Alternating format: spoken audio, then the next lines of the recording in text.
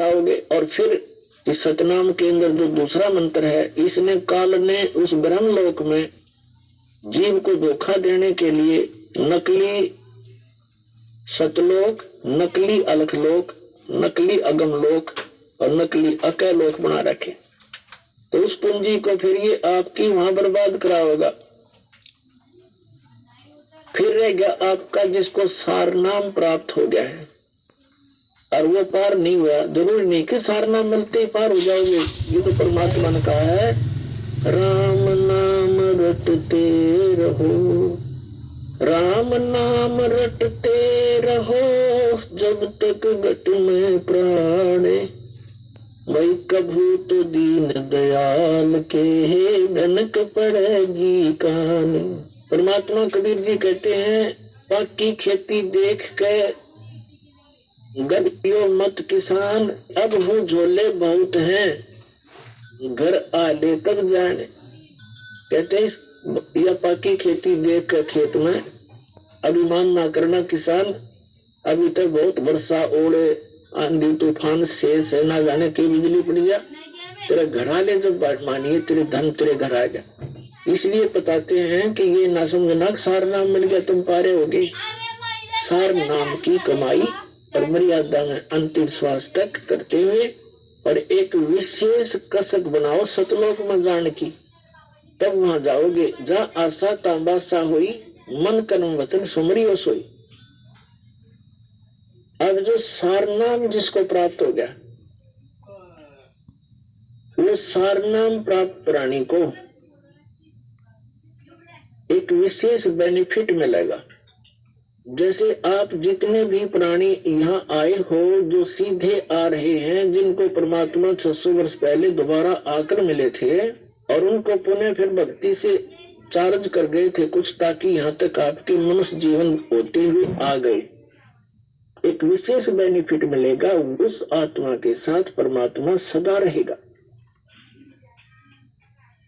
लेकिन पार तो होगा इसी समय में। जैसे अब ये है वो स्वर्ण युग, ये स्वर्ण युग है इस मोक्ष का, तो पार तो होगा इस समय वो, लेकिन परमात्मा उसके साथ रहेगा।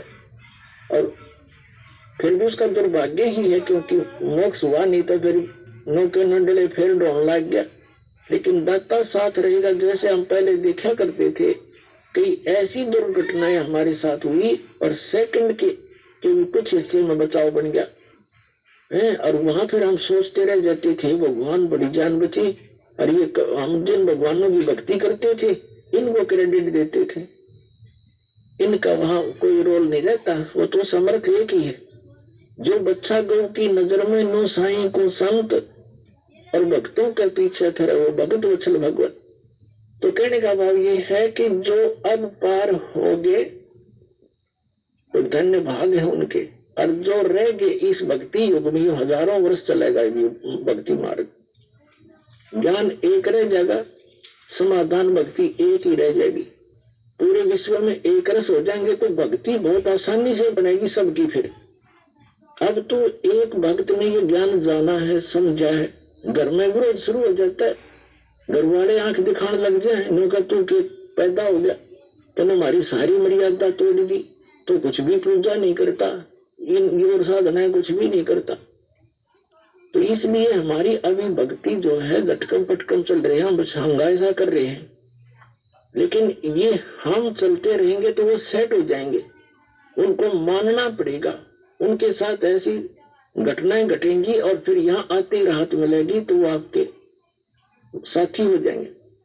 और फिर जब एक रस हो जाएंगे हम, जैसे कोई सिख धर्म में जन्मा है तो सारे ज्ञान से जितना उनको ज्ञान से परिचित सब यस नो प्रॉब्लम।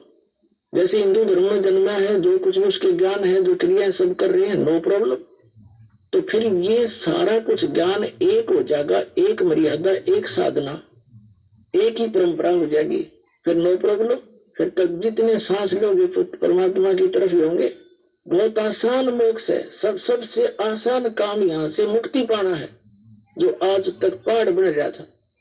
इस सीधे से इस मंत्रों से काम करते करते भक्ति करो, प्यार से रहो, सबको दुखी जानो, यहाँ सभी दुखी है, यहाँ सब लावारिस है, ये समझ लेना आप। लेकिन कद समझ में आओगी वो थोड़ा टाइम लगेगा। हम सब लावारिस हैं, हमारा वारिस सतलोक में है और हम अपनी गलती करके इस काल का फंस गए।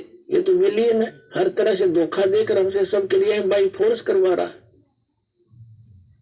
किसी भी कार्य को देख लो आप, संतानों उत्पत्ति बाई फोर्स कराता है, इतनी वासना पैदा कर देता, बलात्कारों तक कर जाते हैं दुष्ट लोग। तो कोई बात है या?